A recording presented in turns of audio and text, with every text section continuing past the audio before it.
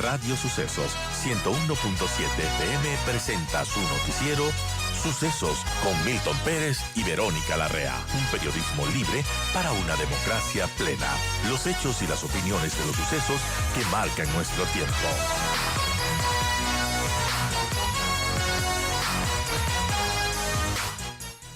Primero es cómo terminamos el 2022 y terminamos sobre todo en el último trimestre con un crecimiento, no sé si mayor de lo esperado, pero por lo menos mayor que el último trimestre respecto al 2021.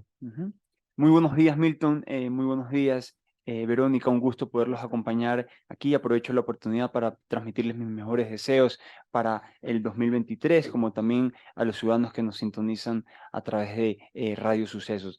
Efectivamente, luego de la desaceleración que registró la economía, producto de las paralizaciones en el pasado mes de junio, la economía ecuatoriana retomó la senda de crecimiento al crecer de manera interanual 3,2% durante el tercer trimestre del 2022, lo cual demuestra que las actividades productivas comienzan a crecer de nuevo, lo cual es muy positivo. Este crecimiento interanual de la economía ocurre debido a un incremento en el consumo en el consumo de los hogares en 3,8%, en el gasto de gobierno en 2% y en el componente de inversión, que también se conoce como formación bruta de capital fijo, en un 1%. Ahora, lo importante también es que el consumo en los hogares alcanzó un récord histórico de 11.807 millones en términos reales. Esto quiere decir ya descontando el efecto inflacionario. De esta manera, este componente, el consumo en los hogares, se convierte en un elemento fundamental para la reactivación económica y para el crecimiento sostenido. ¿Por qué ese récord de consumo de los hogares? Quiere decir que hay, obviamente, más dinero para gastar, pero hay más dinero porque hay más trabajo, hay dinero porque la gente que en pandemia no pudo gastar empezó a gastarlo recién. ¿Cuáles son los factores? Sí, hay al menos tres factores, Milton. El empleo adecuado ha crecido en los últimos 18 meses. Se han creado cerca de 413.000 empleos entre mayo del 2021 y noviembre del 2022. El aumento del crédito de consumo, dado que las entidades financieras, tanto bancos como cooperativas, registraron excesos de liquidez, de manera importante, han sido colocados a través del microcrédito, que por ejemplo aumenta en 25%, mientras que el crédito de consumo aumenta en 21% hasta septiembre del 2022. Entonces esto ha contribuido, ha ayudado a que el consumo de los hogares aumente. Y el tercer factor que ha ayudado es las remesas. Las remesas se ubican ya hasta el tercer trimestre del 2022 en un monto de 3.485 y tenemos estimado que superen los 4.500 millones al cierre del 2022. Esto también responde a una dinámica laboral de países de América del Norte y también europeos, en donde se encuentran laborando nuestros migrantes ecuatorianos. Pero también hablamos de que aumentó la migración. Sí, evidentemente. Ahora, para entender el flujo migratorio, es necesario entender qué ha sucedido en el mercado laboral estadounidense y también en algunos países europeos. Luego de la pandemia, Milton, muchos estadounidenses decidieron retirarse del mercado laboral. Eso ha abierto muchas oportunidades de mano de obra que está siendo muy bien remunerada producto de la inflación que se está reportando en los Estados Unidos, y algo similar ha sucedido también en países como España y Europa, pero de manera más importante en los Estados Unidos. Entonces, eso ha generado también el interés a nivel regional de migrantes para viajar y poder ocupar estas plazas de trabajo que son muy bien remuneradas. Son las 8:24, estamos conversando con el gerente del Banco Central del Ecuador, Guillermo Avellán.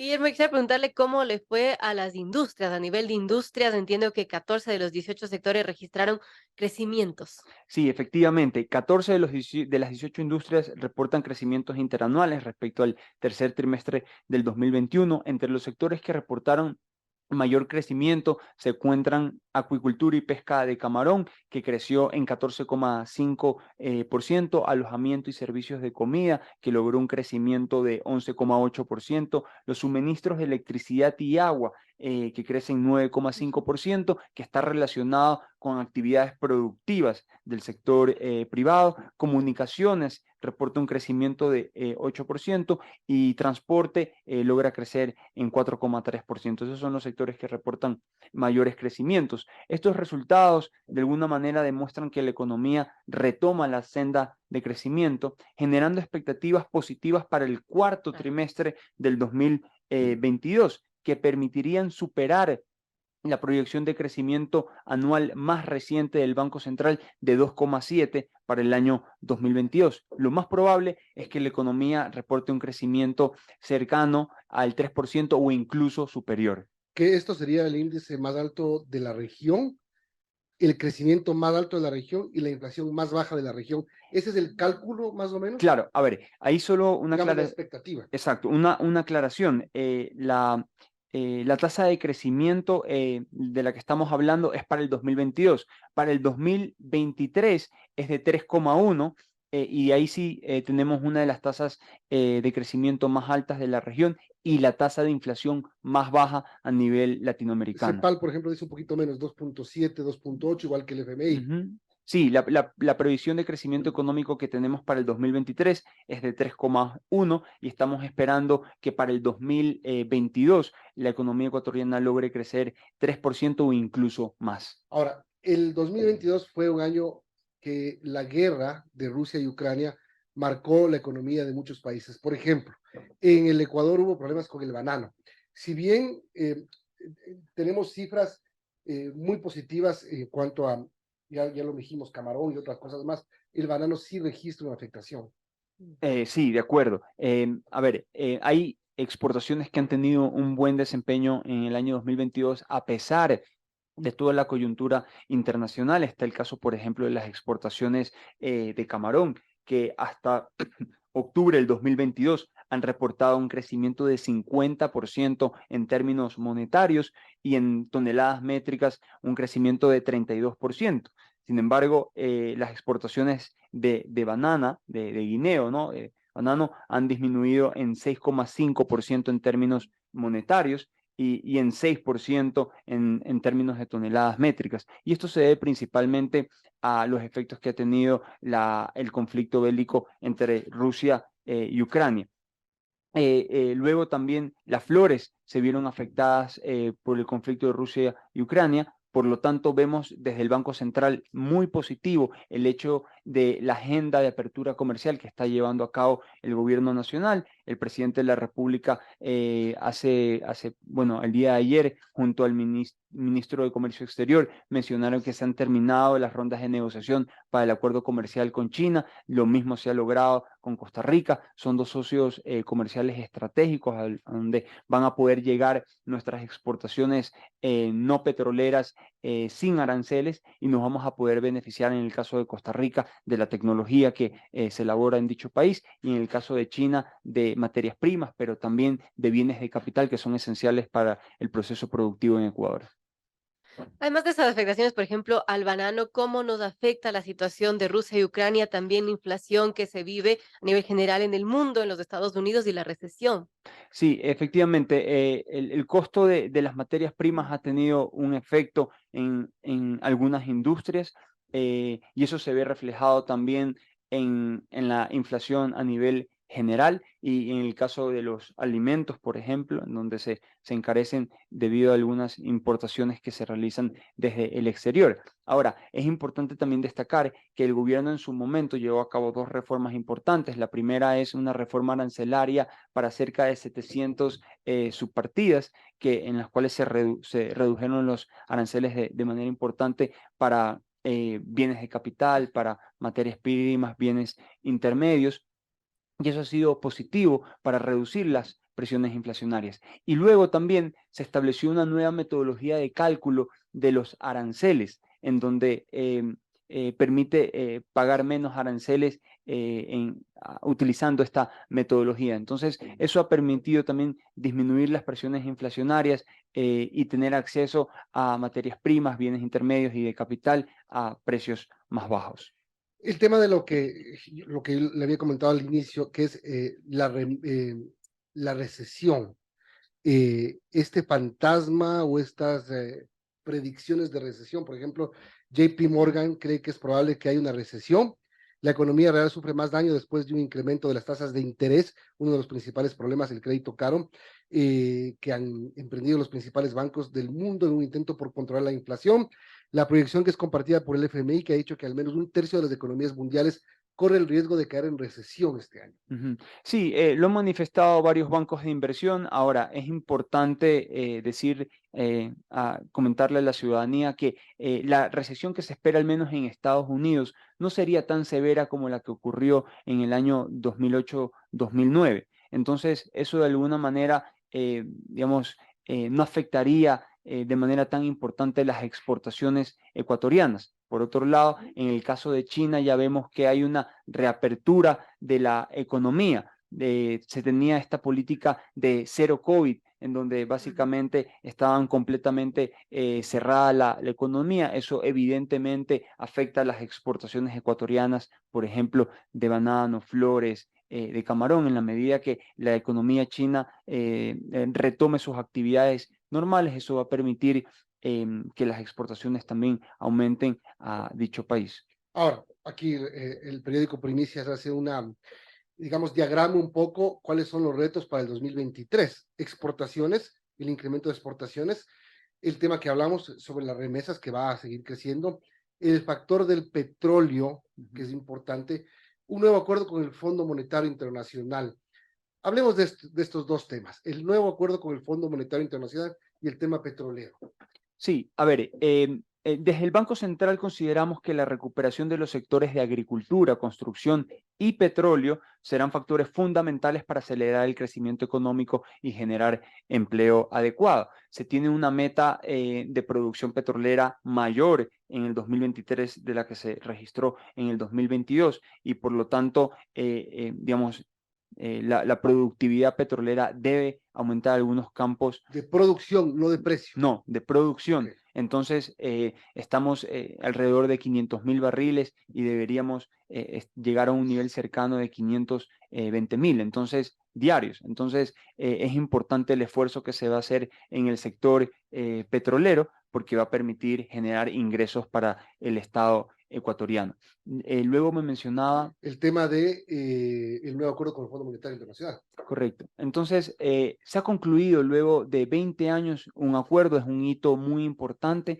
porque de alguna manera refleja los esfuerzos que ha realizado el gobierno nacional en ordenar las finanzas públicas, que es un componente fundamental para el crecimiento económico. Hay temas que no están en discusión en otros países, Milton y Verónica, y creo que esos buenos ejemplos debemos comenzar a seguir en el Ecuador.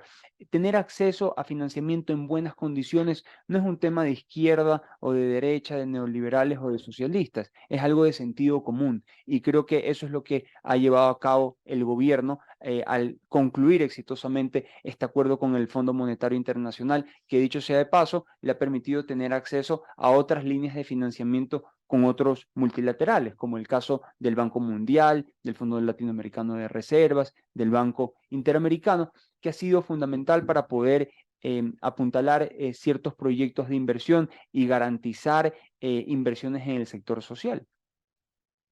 Ahora, Guillermo, sobre la deuda que tiene el Estado ecuatoriano con el Banco Central, entiendo que se comenzará a pagar en este año, en 2023, y eso quizás complicará las finanzas del Estado, pero ¿cómo está ese cronograma de pagos? Sí, gracias por la consulta. Eso lo estableció la Ley de Defensa de la Dolarización cuando se aprobó en mayo del 2021. El Banco Central del Ecuador no puede ser prestamista del gobierno central, está a cargo de velar por la dolarización y parte de eso es poder ir cubriendo los pasivos del Banco Central, es decir, los depósitos con activos líquidos. El Banco Central estaba lleno de activos, pero activos no líquidos, es decir, títulos emitidos por la banca pública o por el Ministerio de Economía y Finanzas, y lo que estableció la Ley de Defensa de la Dolarización es que el Banco Central no pueda seguirle prestando al gobierno central y más bien sea el Ministerio de Economía y la banca pública que comiencen a pagar tanto el interés y el capital.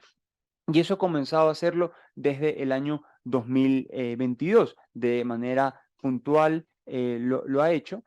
Hay vencimientos para el 2023, pero en especial para el 2024 y 2025. Son cerca, en capital, estamos hablando cerca de 7.000 millones. Este monto inicial superaba los 8.000 millones. Entonces, se va cumpliendo el cronograma. Lo importante es que el Banco Central del Ecuador maneja en la actualidad, al 30 de diciembre, cerró con reservas internacionales de 8.400, cerca de 8.450 millones de dólares, que le permitan cubrir al 100% con estos activos líquidos los depósitos de entidades financieras públicas y privadas que se encuentran en el Banco Central del Ecuador, que eso no sucedía, no era el caso durante la pandemia. Durante la pandemia esta cobertura no era del 100%, era tan solo del 25%, poniendo en riesgo la dolarización e impidiendo que el Banco Central pueda cumplir con sus operaciones principales. Un tema final que Claro. también me imagino que ponen problemas a la economía del Banco Central interna. Hay una decisión judicial de pagarles 60 millones de dólares a 150 empleados. Muchas gracias, Milton, por la consulta. Permítame hacer algunos comentarios acerca de este caso particular para poder informar de manera apropiada tanto a la ciudadanía como a las diferentes autoridades de los poderes del Estado, de manera particular al Poder Judicial. Esto corresponde a un juicio de 153 ex trabajadores del Banco Central en contra de la institución. Es una sentencia que supera los 60 millones, más los pagos que hay que hacer a la seguridad social, llega a los 69 millones de dólares. Es importante mencionar que estos exfuncionarios fueron desvinculados en el 2004, de acuerdo a la normativa legal vigente de aquella época, por una supresión de partidas que estaba establecida en la LOSCA y con criterio favorable del Procurador General del Estado de aquella época. El Banco Central del Ecuador ganó en 44 ocasiones acciones legales por este tipo de demandas que establecían exfuncionarios en contra del Banco Central. Y luego de un sorteo en donde hay denuncias con presuntas irregularidades, el Banco Central recibe esta sentencia en contra que dictamina el pago de 60,1 millones de dólares más 8 millones adicionales, más casi 9 millones adicionales por el pago a la seguridad social. Este monto representa cerca del 70% del capital del Banco Central del Ecuador. Es importante también mencionar que el Banco Central reporta utilidades cada año, pero gran parte de esas utilidades se distribuyen al Ministerio de Economía, que le otorgan liquidez y le permiten financiar el presupuesto general del Estado. Es una sentencia desde nuestro punto de vista y por eso publicamos un comunicado alertando a la ciudadanía y al Poder Judicial, en donde se está abusando de las garantías constitucionales y se establece una demanda completamente desproporcionada en contra del Banco Central y alertamos, dado que hay presuntas irregularidades en todo este proceso. Imagínense, el Banco Central había ganado en 44 ocasiones acciones legales por este tipo. Hoy es el Banco Central que tiene que pagar cerca de 69 millones de dólares, ya incluido los pagos que hay que hacer a la seguridad social, pero esto se puede repetir en otras entidades del Estado. Entonces, el Poder Judicial no se puede convertir en un enemigo de las finanzas públicas. No, de alguna manera, hay que cuidar las finanzas públicas y no se puede generar un precedente tan nefasto en el cual luego de 15 años exfuncionarios vienen a reclamar recursos a través de estas garantías constitucionales, porque esto se puede replicar en otras entidades del Estado y pueden tener un efecto muy perjudicial para las finanzas públicas en nuestro país. Gracias por aclararnos este punto, que también es importante, y gracias por darnos a conocer las cuentas nacionales y las expectativas que tenemos para este 2023. Gracias al gerente del Banco Central, Guillermo Avellán, por